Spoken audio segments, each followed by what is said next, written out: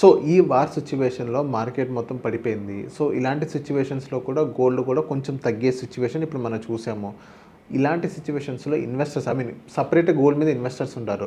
So వాళ్ళు ఎలాంటి caution play చేయాలి, షార్ట్ కొట్టుకోవాలా, ఎలా ప్లాన్ చేసుకోవాలి వాళ్ళు? ఒకటి నిహాల్ గారు, ప్రపంచ మార్కెట్లన్నీ అనిశ్చితిలోకి వచ్చినప్పుడు, ప్రపంచ ఆర్థిక వ్యవస్థలు మొత్తం దెబ్బతింటున్నప్పుడు స్టాక్స్ అనే కాదు, మీకు గోల్డ్ కూడా పడుతుంది. మీకు దానికి మంచి ఉదాహరణ చెబుతా చూడండి. జనరల్గా ఏమని చెబుతారంటే మార్కెట్లు పడుతుంటే గోల్డ్ పెరుగుతుందని ఒక ఇది చెప్తుంటారు చాలామంది. అది తప్పు.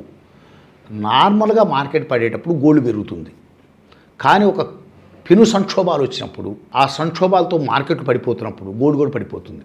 దాని బెస్ట్ ఎగ్జాంపుల్ మీకు 2008-2009 సప్రైమ్ లెండింగ్ ప్రాబ్లం చూడండి.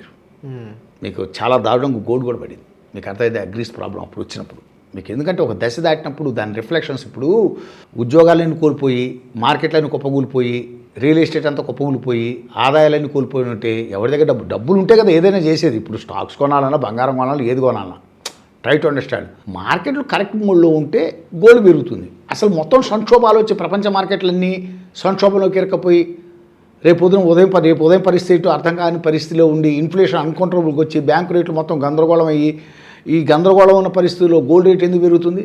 అందువల్ల ఇప్పుడు కూడా మీకు వచ్చేసరికి గోల్డ్ అందుకనే లిటిల్ బిట్ పడుతుంది. Try to understand. ఇప్పుడు గోల్డ్ వచ్చేసరికి ఎస్టర్డే నేను ఎక్కడ క్లోజ్ అయిందంటే, ఒక ట్రాయ్ ఔన్స్ ధర అంటే 31.10 గ్రామ్ని ఒక ట్రాయ్ ఔన్స్ అంటాం.